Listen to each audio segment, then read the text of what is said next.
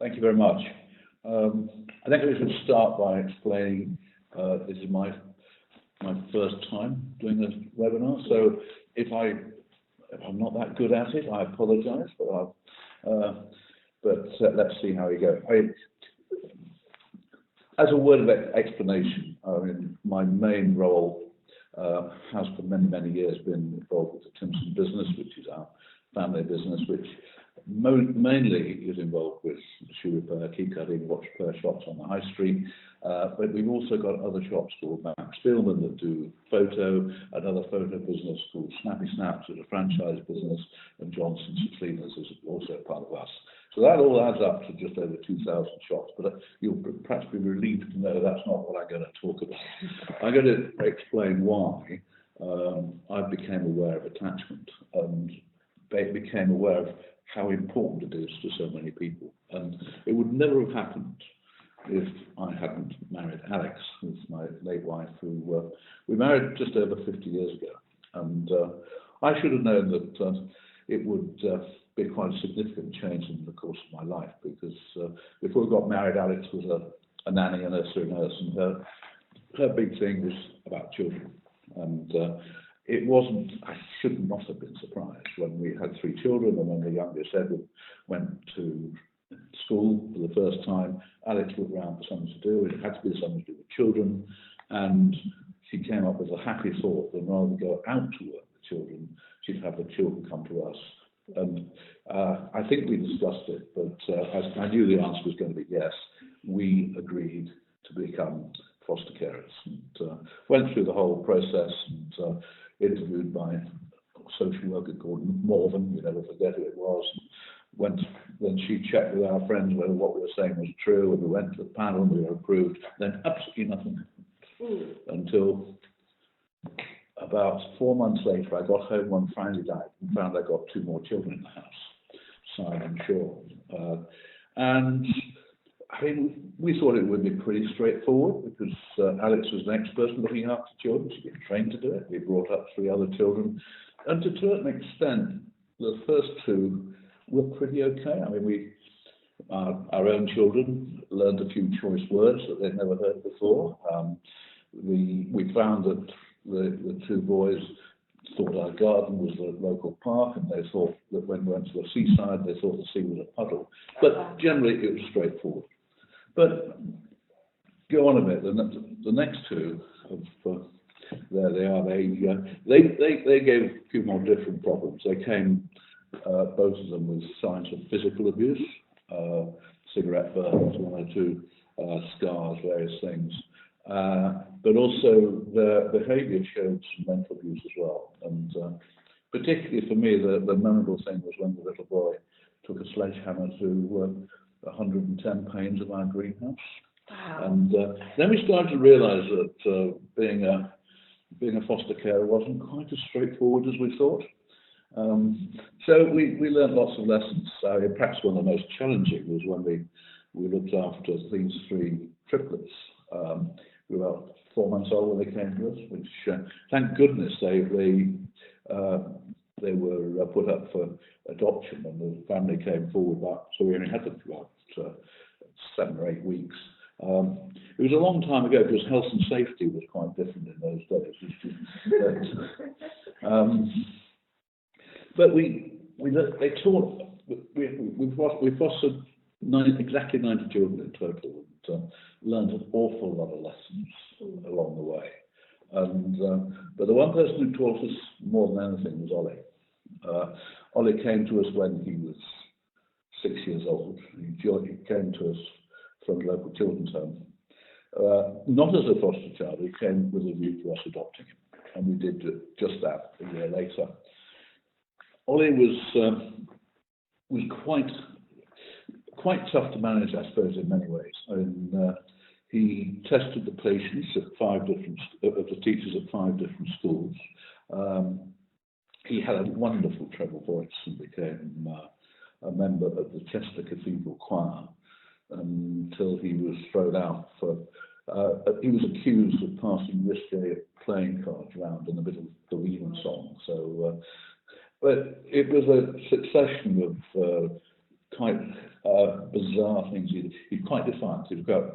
He was always an endearing character, but quite tough to live with from time to time, and tests an awful lot.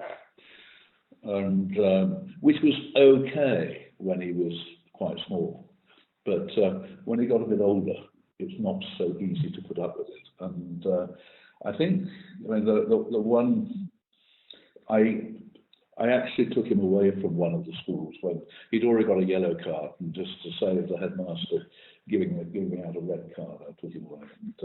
And almost exactly at that time, he disappeared. He didn't run away. He actually took the car from our drive and drove it away, and he disappeared for 4 days. That was just one of many, many instances, but it wasn't long after that one of our friends came and said to Alex, "Why don't you let Ollie come and stay with us for a week? We'll soon put him right." And that was about the harshest thing you could say, because Alex was really thinking that perhaps we'd failed. We failed Ollie. We failed to be a proper parent. But it was just at that point she got the light bulb moment, because she went. Very rare for her, because she didn't tend to go to meetings. Alex never liked meetings. But she did go to this one, which was run by the local social services. And the person talking to that meeting was Dan Hughes. And for the first time, we've been fostering for a good 10, 12 years. And we've been looking after Ollie for 9 of those. And that's the first time we heard about attachment. And suddenly he was saying, "Look, I suppose you've got the naughty chair, you're depriving them of television, they're going to bed early as punishment. You've got it wrong, because you're not listening to the children. You don't understand that the way they behave is actually a communication. And you don't understand that there is a reason why they're like that. And it's all due to attachment problems in their early life." And that made a massive difference to us. Didn't make much difference to Ollie to start with, but I mean, suddenly Alex understood what was going on, and we felt better about ourselves, and we felt that the family was more relaxed. And it so struck us that was so important, that we pledged that we would try and help other people to learn about attachment. And as a result of that, sometime later, but as a result of that, I wrote my own little book about attachment. I have to say, I partly did that because I tried to read some other books about attachment, but they were far too clever for me to understand. So my little book is just simply it was written for actually adopted parents in the first place. So it just explains the fact that in the early years of life, the normal thing happens and the child has a problem, whether it's hungry or nappy needs changing, whatever it is. That's self-dealt with, and that's the start of the attachment that continues right through with the bedtime stories. But for others, life isn't like that, and that's the start of the problems. So that's what that little book was about. I learned a bit more about how attachment and schools fit together when I got involved in this primary school. It was a primary school which is the nearest to my house, and it was where a lot of our foster children went. Most, if possible, stayed at the original school they were, but if they started school while they were with us, that's where they went, or if they were a long way from home, that's where they went. And Alex became the governor of the school. Until one day she came to us and said, "Well, we've got a problem, the school's been scheduled for closure." And she said, "You'll have to do something about it." Well, I quite often ask me to do things like that. And my answer, actually, to be honest, was to blackmail the local authority, who obviously, as children's services, did both education and social services. So we got a foot in both camps. And so I said, "Well, what we'll do, I will give a bursary to the school of whatever it was, 30,000 a year, so that you can add extracurricular so that the children see the wider world around them. And also we can help to turn the school into a centre of excellence.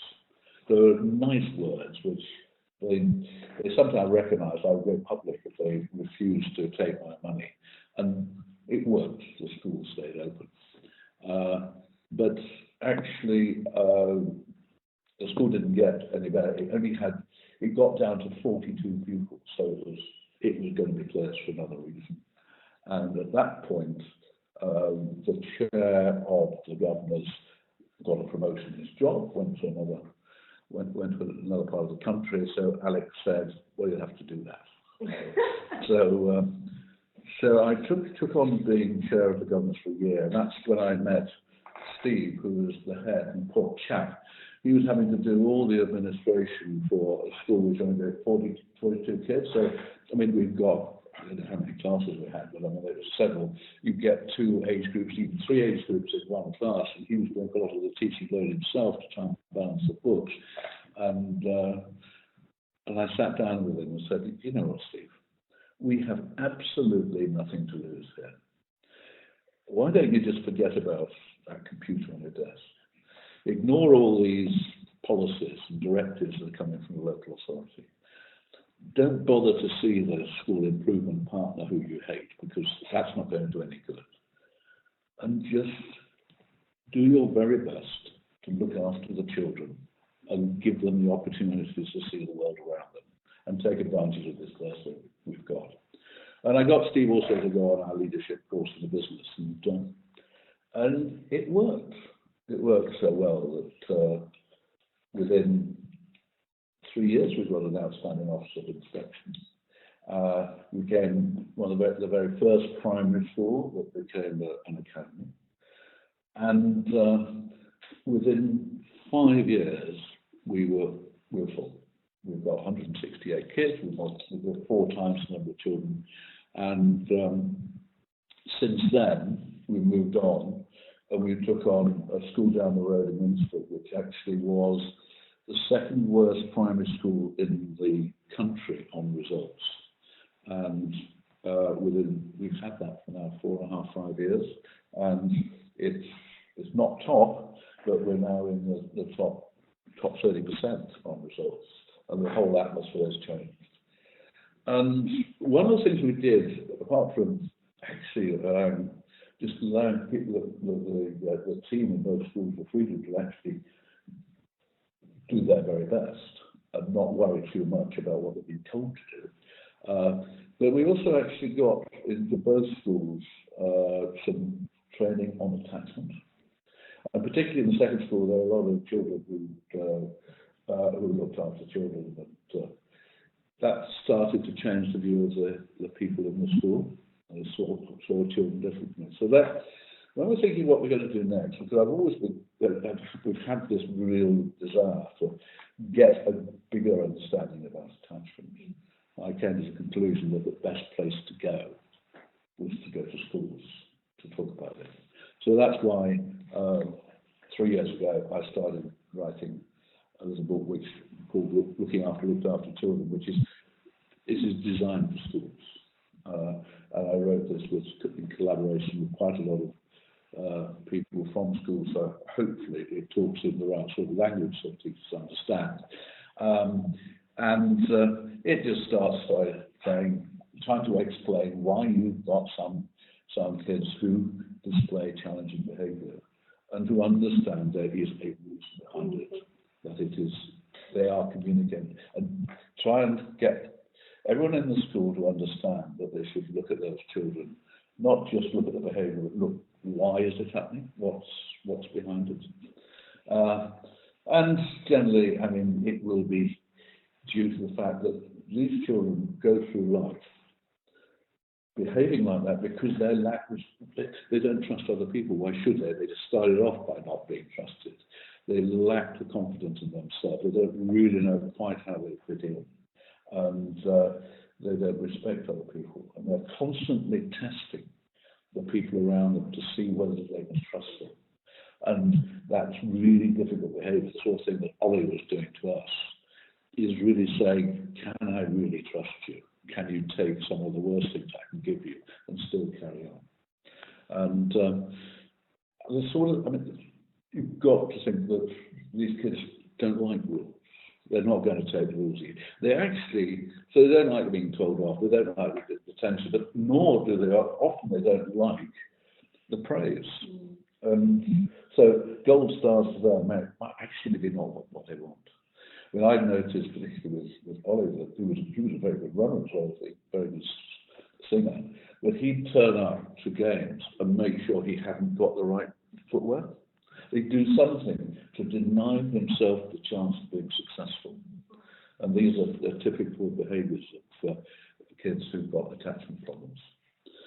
And the last thing, what these children want is consistency. The last thing they want is for constantly being moved around from classroom to classroom, being greeted by someone different every day when they arrive at school. And that's why you'll get quite severe problems quite often when a child moves from primary school to secondary school. And what they want is, if possible, same teacher, same place, same time. So it's building a confidence that they've got something absolutely safe that they can rely on. And that's the best way this is demonstrated is that if they can find someone, a real personality they can trust, that makes a big difference. And it isn't a question of you picking someone to be their mentor. It isn't a designated teacher who has to do it for all these children. It's the person that the child picks. It's the child that does the picking, not the school. And for that reason, it includes anybody. The child could form an attachment with anyone from the team. So everyone in the school needs to understand what attachment is all about. And it's as long as that person is reliable, and that their job is to be for that child, they're on their side. A bit like the way, as a foster carer, this is our role.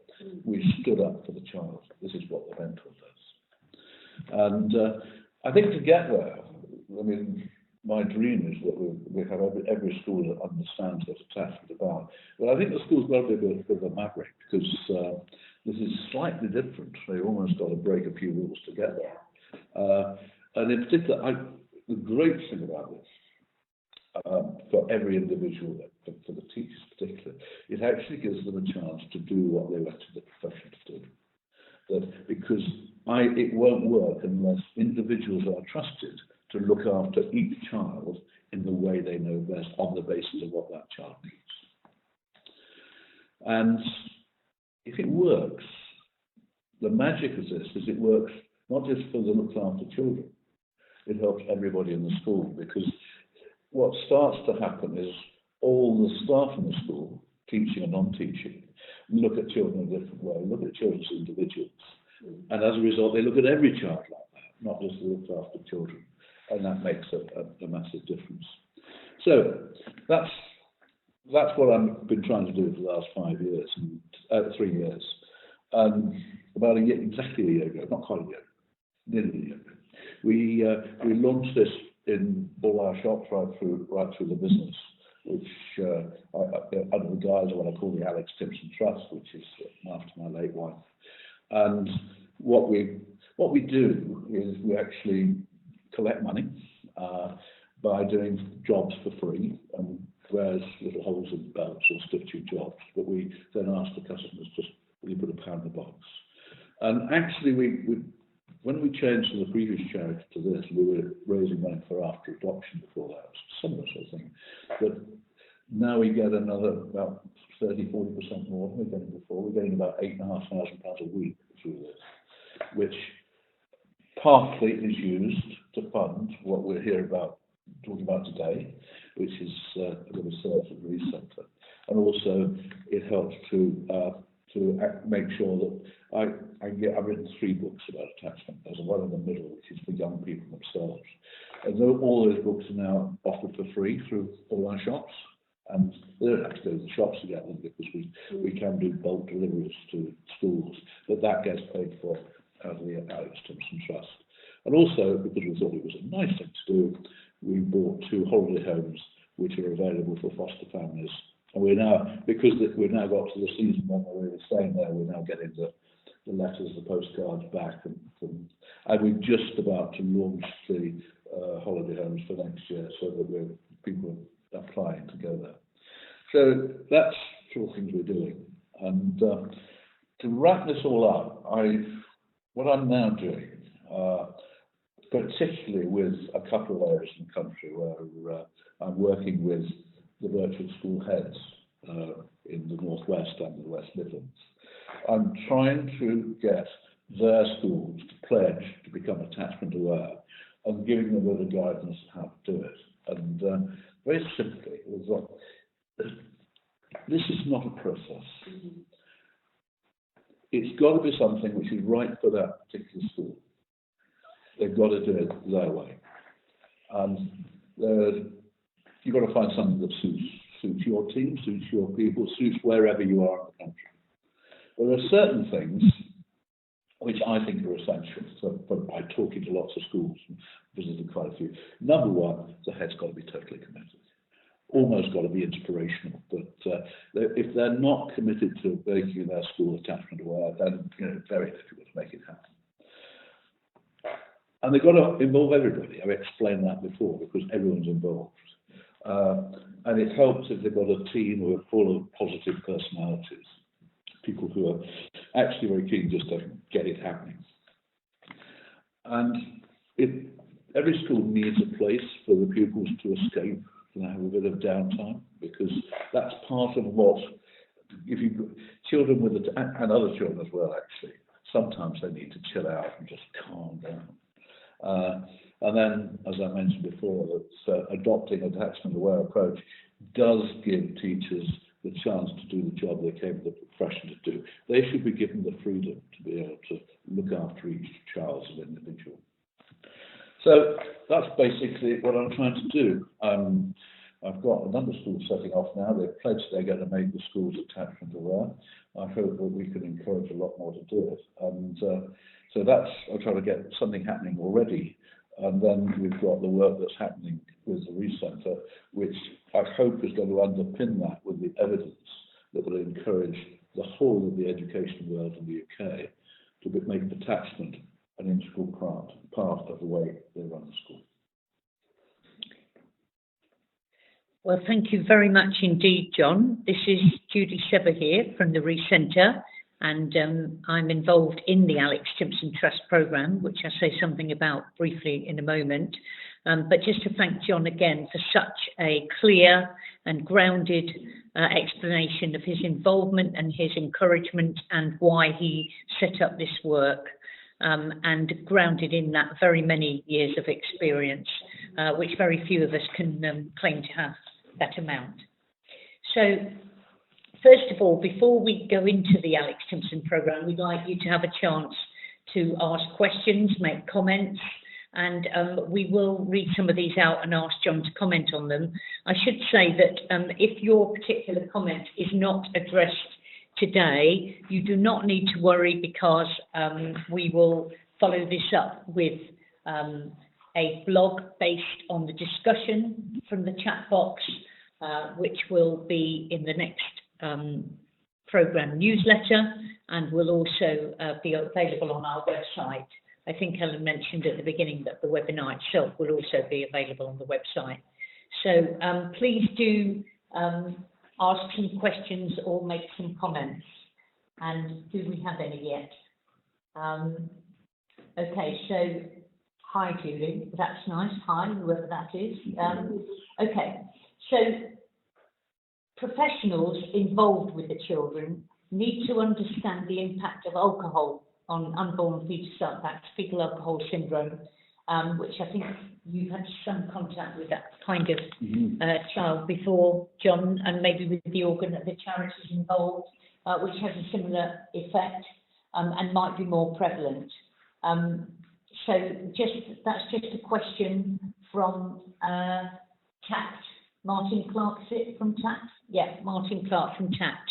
Do you want to make any comment on that at all? Yeah, I mean, we fostered, amongst the children we fostered, certainly a number came from families where mum or dad or both had addiction problems. Quite often alcohol. We had 2 different babies that came addicted to heroin, which was quite.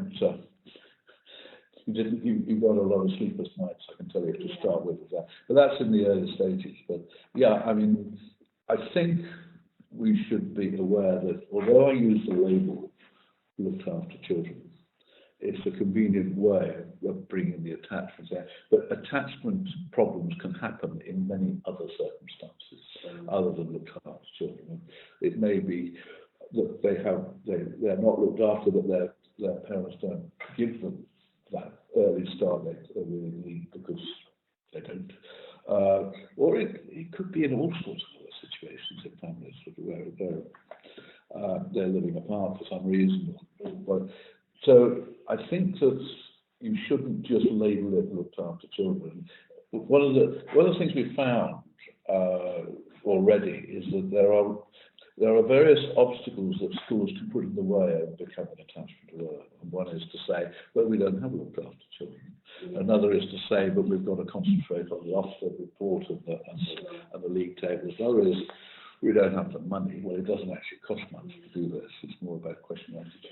That's really interesting, John, actually, because the question just come in here about what do you think the barriers teachers are to teaching in an attachment-aware way? What are the barriers to doing that kind of effective teaching? And obviously, you're just listing some barriers there. Well, deciding not to engage because you think other things are getting in the way. Yeah. And I think that it does take a little bit of courage for a school to really commit itself to this, because there is I mean, I'm not involved in education, so I can say this from the outside. There is a sort of feeling that you run a school by sticking to the rules, that you are measured by Ofsted as to whether you stuck to the rules rather than looking through the rules to create the right sort of that. And I think you have to have the courage to run the school the way you think is the best way to run a school. The experience that I've had with Steve at Bellamy, the local school, which is now a fantastic school in terms of women. We now have 100 people applying for the 24 places we have each year.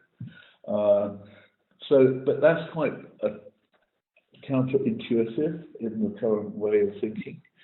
And I think there is a danger that everyone thinks you've got to stick to the process. Sure. But teaching, I don't think teaching is a process. Yeah. We do have another question, which is about transition from one year to the next and how that involves a new teacher, how you can overcome or address some of the issues related to that. I mean, I think that's important. They're very important in that they've got to feel as attached to their next teacher as their previous one. And the introduction of that, it mustn't be a sort of traumatic shock when they go back at the beginning of the next year. Yeah. But I'm sure there's actually in one of the schools I'm involved in, suddenly we had 3 or 4 exclusions in a term. And when we looked into it, the reason was probably that we got 2 new teachers who had arrived in the school and hadn't had their induction had not been included induction about attachment. Right. So the rest of the school understood because they had been through the training course, but these 2, and I think that certainly those schools which are involved, really nurturing schools, make sure that every new starter understands all about attachment. Just to say that a couple of people have asked very specific questions. One is an invitation to you, John, to speak at another event, and another one is about how, as a mature adoptive parent undertaking an MSc, they can get involved. We will address those following the webinar, if that's all right. But there are a couple which might be of wider interest as well. One is about teacher training. I mean, I have some thoughts on this, but I don't know if you'd like to just kick off with something about how we can get this, how teachers coming in new to the profession can be given a better start in this. Yeah, I think that's one of the first things. I formed a group before I started to do this. A very small group of us got together to talk about how we could spread the word about attachment in schools. And the obvious starting point was teacher training, to try and make sure that it's embedded in the initial teacher training program. Right. I found it too difficult to persuade. You've got to get the top to understand this. You've got to get the centre to understand. I just found that too difficult. So that's why I'm starting working with individual schools. Right. And we'll get there in the end by showing that it works. But I totally agree that attachment should be right up there as one of the most important things that I talk about. And I'm glad to say that we at Oxford, and I believe also Bath Spa, Richard Parker is on the webinar, and the London Institute, which is now University College London, Claire Cameron's team. We are all involved in training teacher trainees in attachment. So if you want to recruit your teachers from those 3 organisations, you will get attachment aware teachers. One of the things we do is where they all get a copy of John's book. We do in Oxford a module with 3 sessions on children in care and attachment. So by all means, if you're interested, we can send you the PowerPoint slides on those. I think we've got also a query about books to read. What should schools get into the school library? Perhaps after you've got John's little books, which he's already mentioned, are free to all. Richard Parker is suggesting books by Louise Bombay. And John, do you have any other particular favourite books that you think are helpful? If I had another favourite, I wouldn't have written my own, I don't think. Right. But no, Louise Bombay is certainly, I mean, someone who first helped me. She helped me write the middle book, which is for the young people. Right. And I don't think you should forget that it isn't just about teachers helping young people, it's about helping young people to help themselves, which is, I'm talking much more about the secondary schools. And I think it's worth making the point that everything we're talking about here is much more difficult to get going in a secondary school than a primary school. Okay. Yeah. Just before we move on to that, could I just also suggest publications by Kate Cairns? Her work is used a lot by the schools in the programme, and you might find them useful. Just while John was talking about young people there, we did have a question earlier on that came in about helping the young children. How do teachers, or how could teachers help the young people themselves understand that that actually having different expectations for different children, actually treating children as individuals is okay. And yes, I would tell you off for this, but actually I treat this child maybe differently because of the different reasons. How can the teachers help children understand that, perhaps? And also, how can they make sure that the parents of those children understand, which is perhaps a bigger point. Yeah. Do you know, I actually think that the whole question of attachment needs to be communicated to everybody. It isn't just a question of communicating to the teachers of school. Certainly, the parents of those children need to understand, which is why I started with adoptive parents, so they could understand. But there's a lot of the world outside schools, whether they be magistrates or probation officers, or there's all sorts of people who need to understand why the people that they're dealing with are as they are. Yeah. That's very helpful indeed. We have quite a lot of comments and suggestions about teacher education, which we'll follow up on in the blog. I just wanted to raise one comment and question from Jane Johnson in Manchester about the fact that zero tolerance behaviour policies don't seem to be working in Manchester in reducing exclusions, and mentioned that some of the schools have already been engaged in the attachment awareness training prior to the Alex Timpson programme, do seem to have managed to reduce their exclusions. This includes a number of schools in Bath, Leicestershire, Stoke and Birmingham just starting, but the other 3 definitely. So you might like to compare notes with some of those schools, or have a look at the reports that are on our website. Is there anything else? Someone just come in? No. Okay. Any more questions or comments?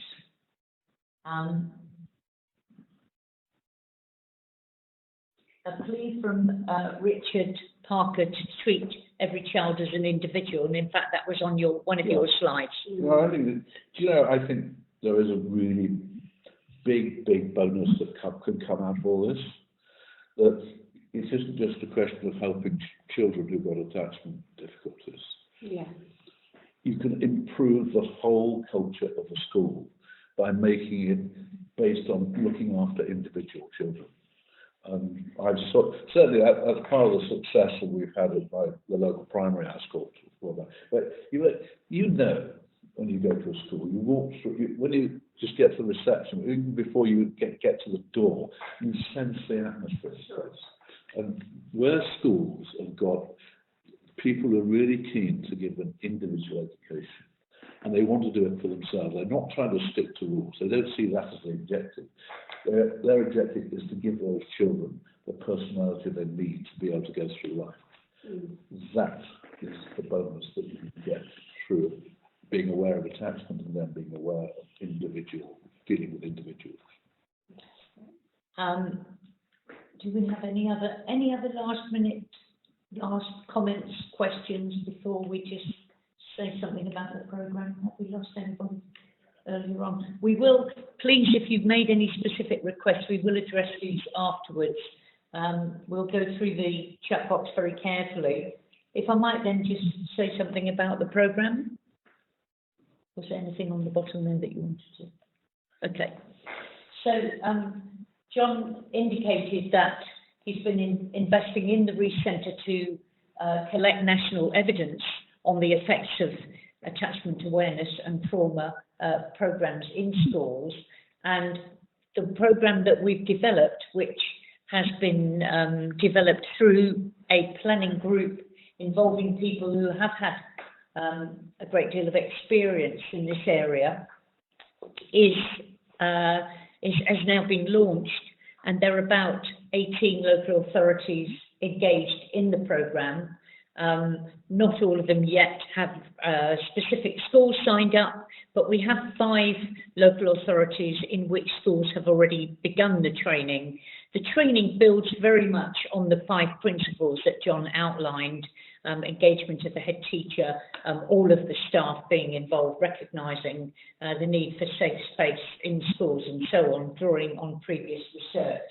And if you are interested in this programme or in being further involved in the programme, we have made it part of the programme that we go through, that we plan all of the recruitment through the virtual schools.